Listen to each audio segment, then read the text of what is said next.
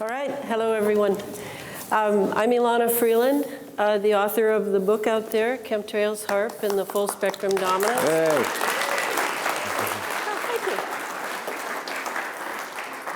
thank you. I'm thrilled that, I'm very impressed that Portlandians come when it's so nice out, and that you're here to learn about this technology, because it is a technology.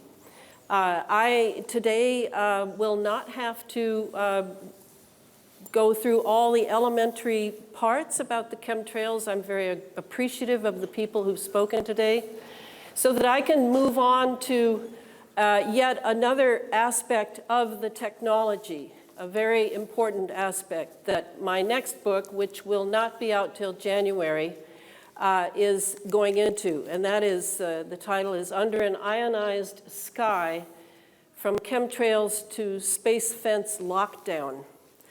So today, that's what I'm going to spend time on, is just to give you an idea of what this technology that we are now experiencing, some of the grander scale agendas that this will serve. And again, I will concentrate on the military, as long as you understand it's the military-industrial intelligence complex. And that this is, I don't have any solutions at this point. I think for me, my main commitment is to educating the public about what is really going on. And recently, when David Keith, et cetera, came out and began to normalize the geoengineering piece that we've now been under for 2 decades, since Clifford Carnicom first started doing collections in northern New Mexico in the late 90s, we see now that this is not going to go away. Some may have hoped that when President Trump entered office, that perhaps he would do something about this terrible technology. The truth is that this technology is entirely too valuable to other agendas. There is no way that it will be stopped, no matter what administration is in the White House. So the way I look at it is this. We have our health to protect. We are facing an opponent who has all the guns and money, and all the lies, all the media at their disposal. And our job is to awaken, which is a very real fear of global elites, that the masses will awaken. It has always plagued them and made them think very hard and heavy about how to exploit the masses and keep them asleep at the same time. This is our job. As I said, and someone reminded me of today, I was on an interview from Caravan to Midnight, and I said that, you know, this is my watch. And that is the deepest thing I can say, is why do I fight so hard if I don't believe that we can stop this easily? It is because this is happening on my watch. And I will not leave the earth with my death without having done everything I can on my watch. Yeah.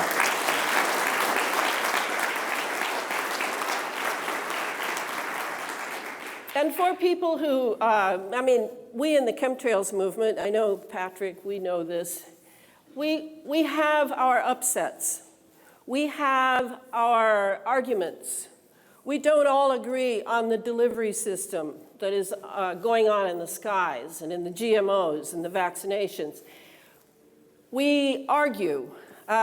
Some people name call. Some people make assumptions without much substantiating the assumptions. It's very hard to conduct a movement on the internet. The internet is the sole way in this giant country from sea to shining sea that we communicate. It's understandable. We hardly ever meet We don't have summits where just the leaders show up and discuss all the things and work out their arguments and their disagreements. We don't have any of that. We lack the resources to do that. And it's as though the movement is, yeah, full of chiefs and no Indians, and, you know, to be a racist comment. But it is very much about how we're all feeling our way. We're the blind men feeling our way around the elephant in the living room. And some people understand the tail, and some people understand the trunk. And we have to constantly remind ourselves that this is how it is. And my piece is simply the military piece, is the way I look at it. I'm primarily concentrating on that because I have noticed at every climate change conference, every climate change article, the military is never mentioned. And it's unbelievable to me because the military is a primary piece. It has been able to weaponize the skies and ionize them. In other words, turn them into battery, turn the sky into a battery, turn the sky into a condenser, turn the sky into an antenna, so that then they can have all of their wireless operations 24/7, always. And that's why it will not go away. So let's be clear on that. Before I go to the space fence, we've got to understand that the piece of the sky that is being ionized is essential to the space operations that are already in place, all right? And that's what this next book is about. It's explaining how the ground level implements, such as the cell towers, the Gwen towers, the NexRads, the radar installations, all of these things are part and parcel of a huge space operation because we entered a space age very silently, very quietly, very national security. And we are in it. But we will be the last to be told that. That's how it's working. So today, it's going to be sort of like bells and whistles. I just want you to get a picture, use your imagination, of how this is playing in. So let me say there are three major components of this. Now that I finished this Chemtrails book, because that was a book about, okay, what do we know in 2014? That's what it did. It goes all the way from the chemtrails and the difference between a chemtrail and a comtrail to Chapter 8, where I go deeply into Clifford Carnicom's work on Morgellons. Okay, so that's done.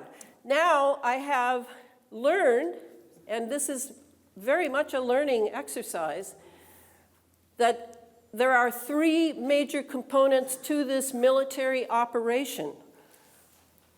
One is what's flying in the skies and being laid to ionize and keep everything ionized, and to piggyback various things like microprocessors, sensors, biologicals on the nanotechnology that is being dumped with this delivery.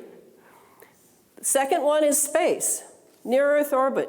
I'm not talking about Mars right now or Saturn, but space as a near-Earth orbit being absolutely controlled. Okay, that's the second one. Third one is the human being and transhumanism and the future that we're being herded toward. They all fit together. They're not separate. And that's going to be my challenge. It's in the Space Fence book, I pretty much build a total picture of how it works, as if the Earth and near-Earth orbit were a machine, being built into a machine. And the third part is our genetics of the transhumanist future. And now the 5G will be coming out, and the 5G is millimeters, the tiniest, tiniest, tiniest waves. And this will shatter DNA. So these three parts are all connected. And today I'm going to spend time on the space fence, and I will be starting a book on synthetic biology very shortly. And that'll be hopefully the last book I write. I won't know anymore after that. So here I'm just reminding people who are familiar with my work. These are the 7 agendas: military in nature, military industrial intelligence complex in nature. And Clifford Carnicom is the one who first thought these up. I've changed them a little bit because I've developed my ideas a little further. So we all know about the weather and the weather engineering that is going on. Then there's planetary geophysical operations, where various parts of the Earth, you're going to see them change. It's not just a matter of the salt domes down in Louisiana collapsing and huge holes opening up in highways. There are going to be various things changed with weather engineering, and that's happening in New Zealand right now, in my opinion. Then electromagnetic operations, they've discovered plasma. They've discovered how to make plasma. In this electromagnetic sky we have now, they can produce plasma entities. You'll hear about plasma orbs. You'll hear about various weird things happening, clouds that look like stones bouncing on the Earth. Plasma is the name of the game now, to discover how to use plasma, how to create it, and probably how to sell it, yes. So directed energy warfare, producing droughts in order to get nations to obey, in order to get nations to buy cloud seeding and ionizing cloud seeding. It's a moneymaker, and it's a way to threaten and muscle nations into a certain behavior. Biological transhumanism, I mentioned that. This all goes all the way from Morgellons to genetic modification. Surveillance and neural operations. This is mind control, to be very brief. This is completely mind control, and easy to do. And finally, the last one, which is the most far out, I suppose, the detection and obscuration of exotic propulsion systems. And when I say that, we could include UFOs, we could include plasma orbs, but we could also include the discovery, which is quite, for at least 50 years, of anti-gravity propulsion and other propulsions. So these are what are on my mind when I think about this issue and write. Now, there is a new agency in town, a 6-gun shooter agency, that I think is probably more important than the NSA in this context. And that is the National Geospatial Intelligence Agency, the NGA. They are in charge of the what's called the intelligence grid, the Geospatial Intelligence Grid, GIG. It's called GIG. That's what I know it as. And they're to be watched.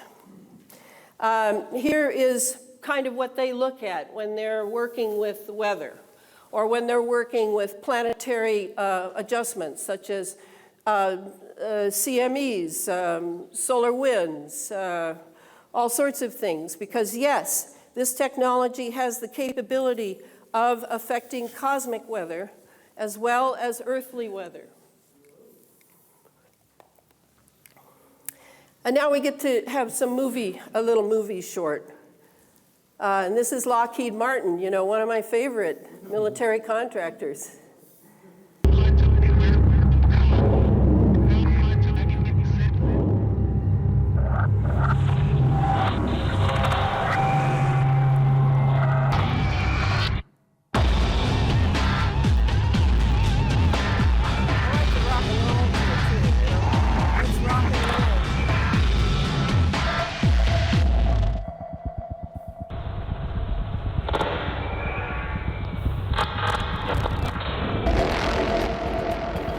There are millions of objects in space. Every time there's a launch to space or a collision in space, there's going to be extra objects up there. The primary purpose of the space fence system is to detect, track, and catalog these objects. Space debris can include non-operational satellites, as well as anything that was used to get the satellite up there. And then if you think about events from earlier 2009 with the collision of the Iridium and the Cosmos satellite, that added a bunch of space debris to the environment too. The first step of navigating through the space debris involves knowing which objects are of size that could actually harm your system. Debris can be traveling at speeds of upwards of 15,000 miles per hour. So one of the strengths of Space Fence lies in its computing capability. For example, of a satellite breakup, sensors may pick up parts of this, but with the Space Fence system online, as these objects cross, it'll be able to detect and track hundreds of these objects simultaneously, helping for faster reconstruction of what just occurred.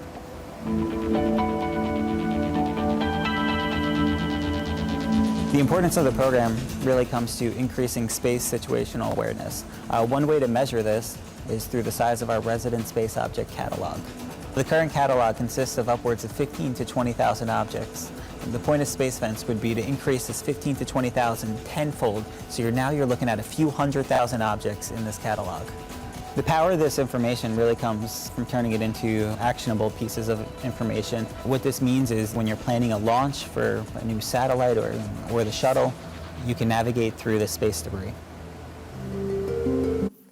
Okay, so what he's concentrating on is debris, and it is one of the functions of the Space Fence apparatus to count the debris in space.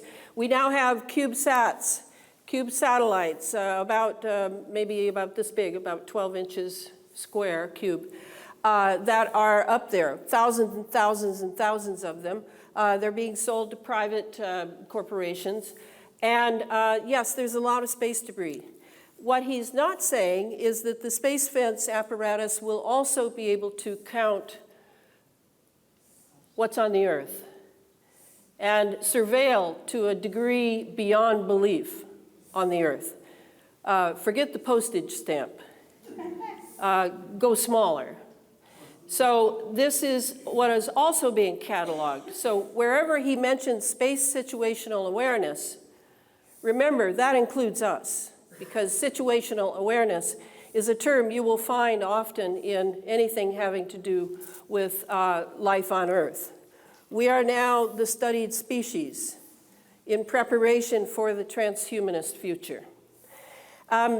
This is just a picture here of some of the predictive programming we're undergoing in Battleship 2012. You see the roundness, you can see the straight spike up. Okay, so energy, that would be a bit of plasma energy going straight up, not a laser. Laser would look different. And then the roundness. And then here we had a TV show called Under the Dome. I don't have a TV, so I missed it. But you see the dome there, and that is part of the plasma Tesla dome that Tesla talked about and is now here. The plasma dome can be created over small areas such as Haarp in Gakona, Alaska. My friend Billy Hayes, the Haarp man, was flown up there in a C-130 to view it as it was being made, and then to view it as it was taken down.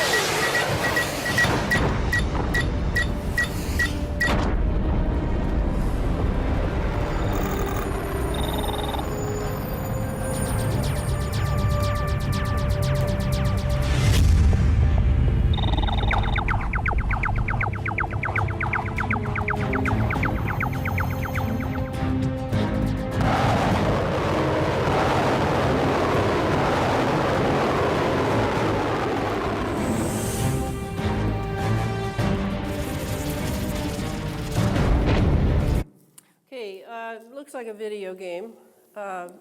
One could only hope that it would be, but this is technology. Notice that it all took place in our atmosphere. This was not in near-Earth orbit. This was here. And all of this is a capability we have now. This is not about 25 years in the future. This is about now. And yet, what does it depend on? It depends on this ionized atmosphere. It's got to stay ionized. None of this will work on a large scale without an ionized atmosphere. So this is why the chemtrails flying is important. Now, I'm just going to show a little bit of this. It may sound way off base, but we are, of course, media junkies. And you will have noticed these news shows that have this same orbital shape as a graphic design. And this is this fellow's take on it for mind control programming and pre-programming us to be used to this form.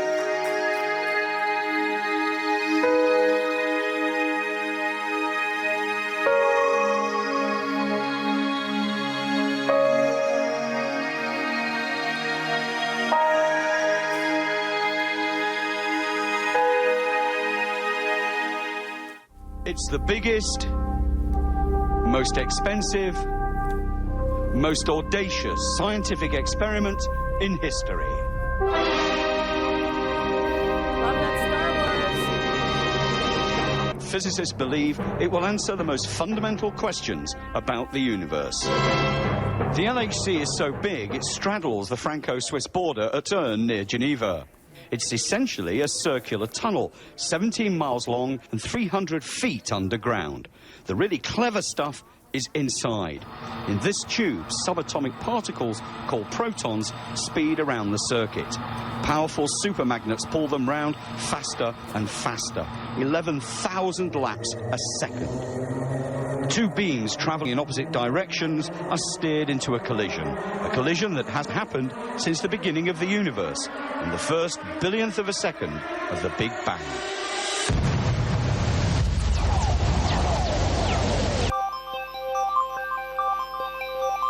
So here you see, he's taking it, it means CERN, which has been circular, will not be circular much longer. But it is definitely the space time that is being graphically implanted in us.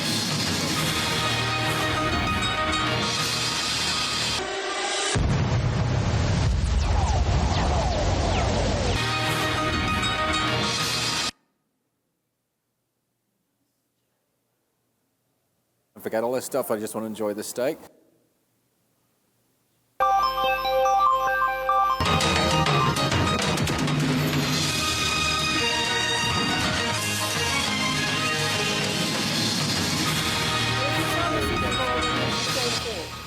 Вітаю вас, 11 у Києві, на 5-му час новин. У студії з вами Катерина Кельбус. WTTV Channel 4 has been a part of Central Indiana for more than 55 years. Now, we're honored that we're CBS 4, your new home for the CBS network.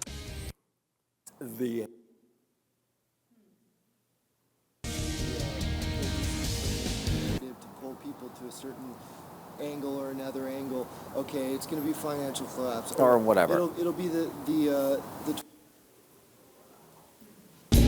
killer bees or whatever the fuck. Yeah, etc. Yeah.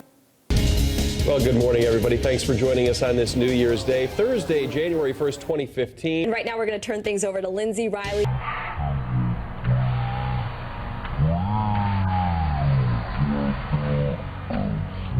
Clouds, the sun, the poles. All right. Good morning to you all at home, and Happy New Year.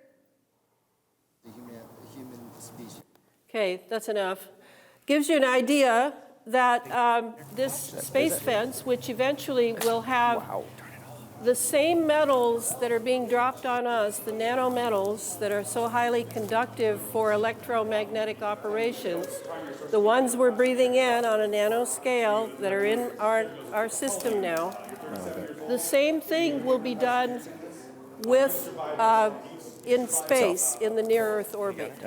the same metals. They're on the same network? And that's part of How do you pick up my signal? creating it as a ring around the planet that eventually circumferences the equator, okay? So we will look like Saturn from space when this ring is done. And if you think about the ring of Saturn, of course there are rings, you have to wonder if there was a civilization there, and if these rings were possibly used for communication on planet and off Oh, I'm planet. so glad it's like, oh, it was the Jews or something. At least it wasn't like, yeah, it was all good stuff. Yeah, see, I don't even, okay, I know exactly that part of that is true. Oh, it's Patrick. He's out there with his mic on. I was like, wow, Patrick, where are you? That's so funny.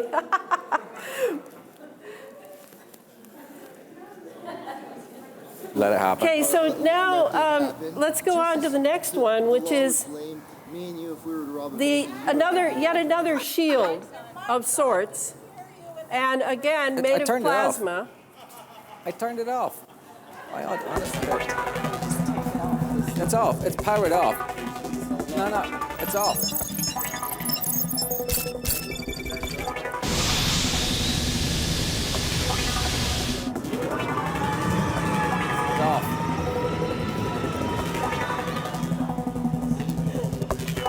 No, I just unplugged it. It was powered. I powered it off.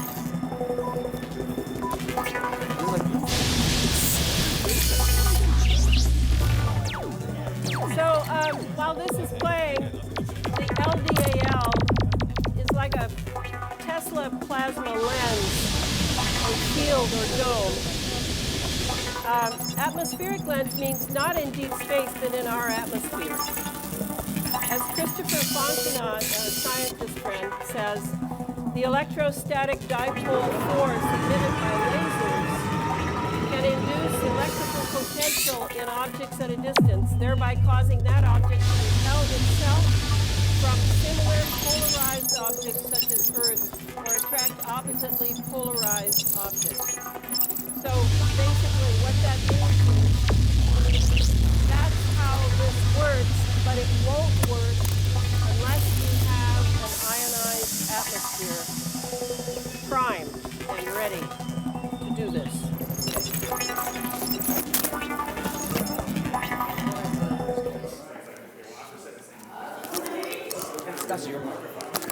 Now here, Jim Lee, whom some of you know from climateviewer.org, talks about, I'll just use a bit of what he says, about how the LDAL that I just showed you and talked about is actually HARP technology rebranded.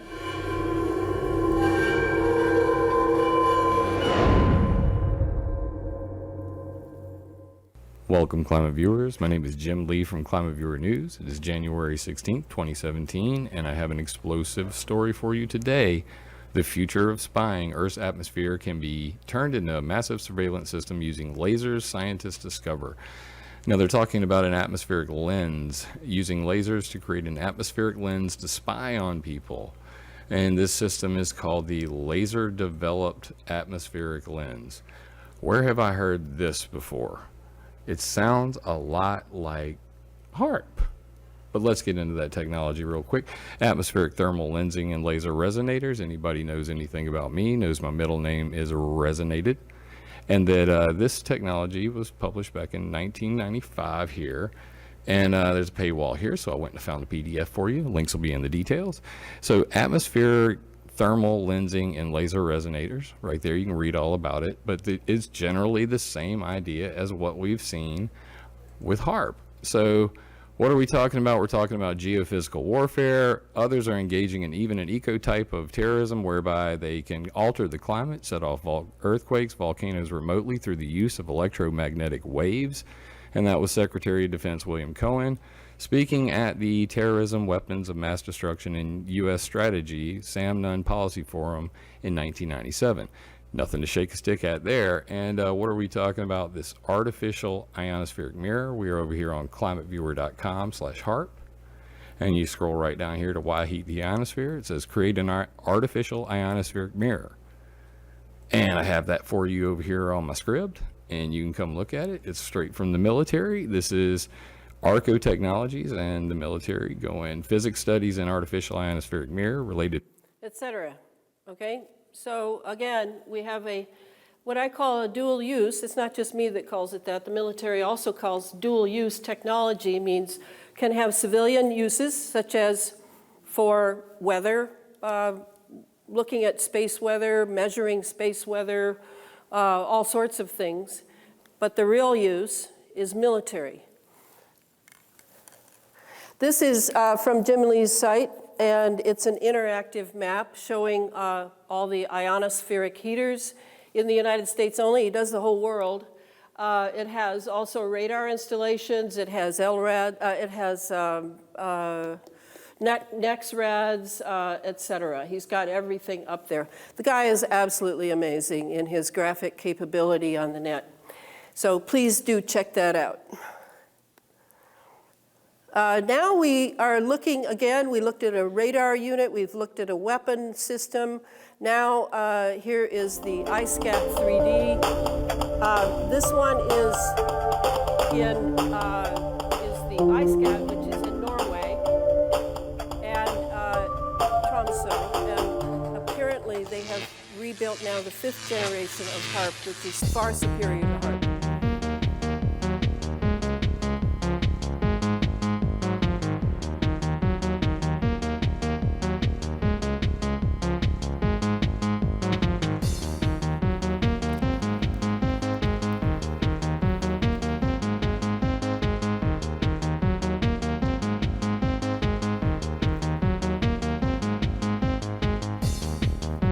It's from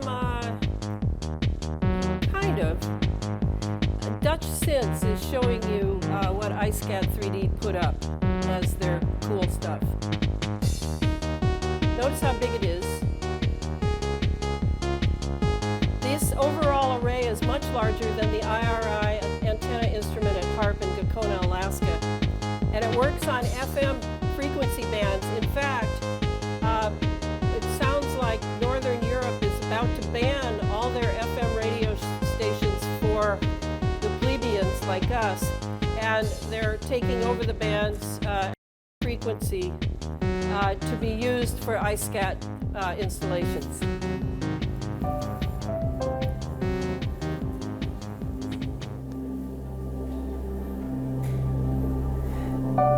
So if you got excited when Harp was shut down, sorry about that.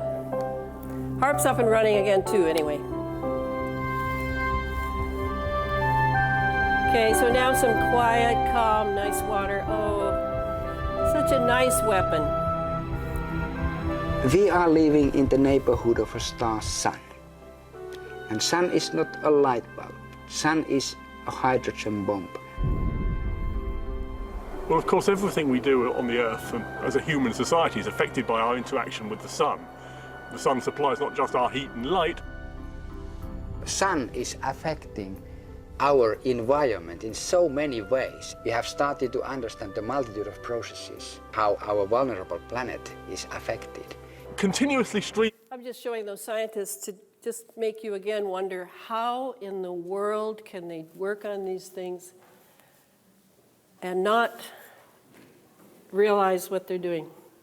I have to assume that. I have to assume they don't know. Okay, next I'm just going to whip through these. More radar installations. I've showed this before. This is the SBX. They're all mobile now, and they're even smaller than this and more powerful than this. This is from, I don't think there's anywhere I could go in the country to study this at all. So this is up to us on our watch. This is just a quick, that's jet traffic. Jet traffic, you can't see it, but it's just filled with yellow lines of jets flying. That's how much jet traffic we have. That's what's coming in the JP8 fuel, alone. And then we have, of course, the wonderful holography.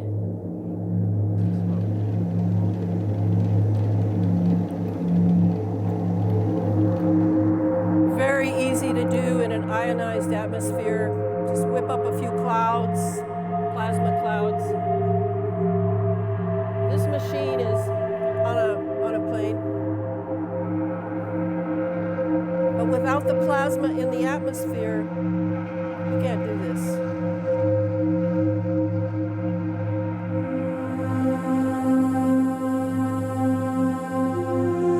And they make it look like it's so vague. They can make it much clearer than this, much clearer.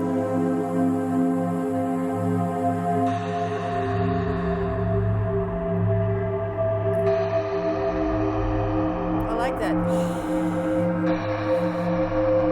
That's the horse. Okay, drones. Yeah, lucky world. We're gonna spread drones. We're gonna spread internet and Facebook everywhere in the world. Isn't that wonderful? Censorship for everyone. Yay, control over everyone's brain. Yay. Okay. Now we go a little further out into space. I want to talk about Saturn because, as I told you, these metals that are being sent up behind sounding rockets at Vandenberg and Wallops and up up by what's the name of that one? Up by Haarp. These are all leaving trails of these nanoparticulates that are highly conductive: aluminum, lithium, titanium, barium, and what's happening is we're forming a ring. Those metals get up there. They're in our atmosphere too, and they're falling over our cities as the rocket goes up, of course. Oh, but no worry there. It's just, collateral damage. But they're going up, and they're going up into the orbital, and then they're gradually, because of centrifugal force, falling to right around the equator. So we will have a Saturn ring. So I really thought this, of course, is what they want, is they want to be able to communicate with other planets. Yes, we are there. Maybe. I'll show you something in a little bit, and we'll ask that question again. So this is taken by the Cassini probe over the North Pole of Saturn. And here you actually see plasma. Plasma is the fourth state of matter. It can be a gas. It can be fire. It has various phases in between. So a hexagon. The sun is looking like a hexagon these days. Yeah. The hexagon is very important in the geometric nature, even of the atom bomb, or the hydrogen bomb, or any plutonium bomb. Any type of nuclear device is geometric and usually hexagonal. Very important. Okay, so that. And now I just wanted to mention the Van Allen belts problem. You must know that we supposedly went to the moon in 1969. I want to speak for these conspiracy tinfoil hat people that it is very possible we didn't, because the Van Allen belts are tremendous radiation, and they would have had to wear lead suits and had lead lining the rockets, and there's no way you could get those rockets up carrying that kind of weight. So the Van Allen belts problem, this guy says, they might be able to solve it, and he's talking right now. He's not talking in 1969. You probably saw this on the... ...is about the Orion test flight, liftoff to splashdown, and they basically talk about, what needs to be done in order for this project to take place. And so NASA engineer Kelly Smith is on there, he's explaining stuff, but he says something really interesting. So let's check this out. As we get further away from Earth, we'll pass through the Van Allen belts, an area of dangerous radiation.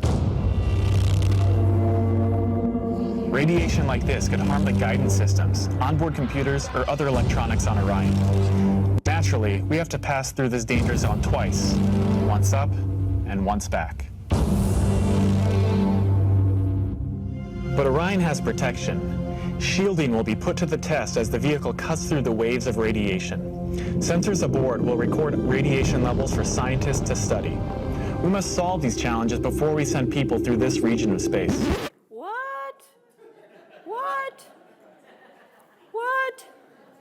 We must solve this problem before we can expect to send people through these regions of... What?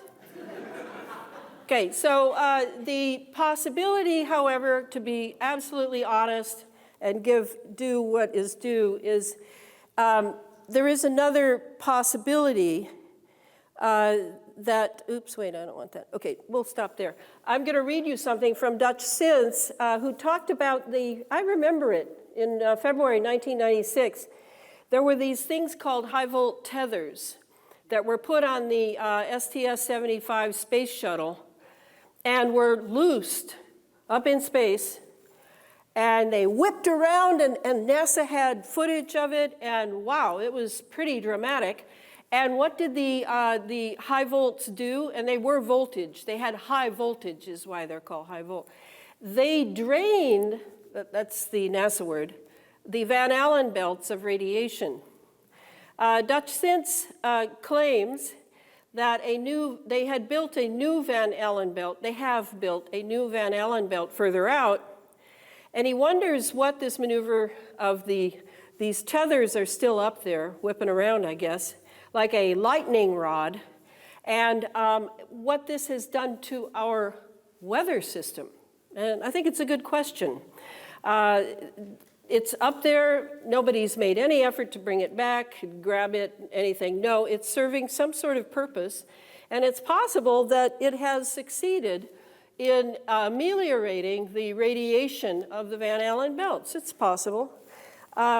So it's something to consider in all this and going to space thing. Now, besides the anti-gravity propulsion craft that Nick Cook, aviation reporter and editor of the famous defense trade journal Jane's Defense Weekly, discussed in his excellent 2003 book, The Hunt for Zero Point, Inside the Classified World of Anti-Gravity Technologies, other thrusters for vectored craft are being explored. And here's one. This microwave thruster is completely electric. And it looks to me like they're still looking for as wide a variety, because I really feel, and so does Nick Cook, who, again, works for Jane's Defense Weekly and didn't lose his job when he wrote that book, that we have anti-gravity craft. I don't know if it's the XB-47 or if it's or is it 37? Or the Aurora, but we have it. But they're looking for more, and this is one of them. How's my time doing, guys? It's 6:32, if that helps. Okay, I think it's time for me. So this is the present cover of Under an Ionized Sky. As I said, it'll be out in January. I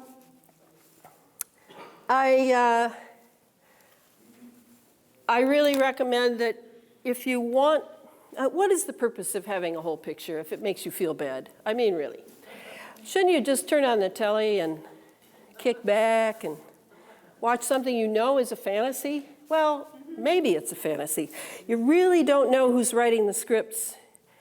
I know who's writing the scripts for most of the movies, but you don't know about TV. Well, I kind of feel it's the same people. All of it is a psyop. Remember, you are the subject of a psyop. You don't need to be Martin Luther King to deserve to be a psyop of the American military intelligence. No, you don't need to be important, as they say. We are fodder. We are grist for the mill of learning more and more about planet Earth and weaponizing as much as possible. This is how the military mind in the higher echelons works. So why is it important? Because you are a conscious being, that's why. Your birthright, whatever regime you live under, we could have been living in the 1400s under the Catholic Church too, and it wouldn't have been all fun and games. We could be living in some feudal lord's empire where he likes cutting throats and raping small children. We have been under elite domination, we born in the lower classes, for many, many centuries. So it's not new. But what is new is the level of consciousness that we are bringing to the task of deciphering how we shall maximize our lives under the yoke of occult, diabolical, elite power. This is new.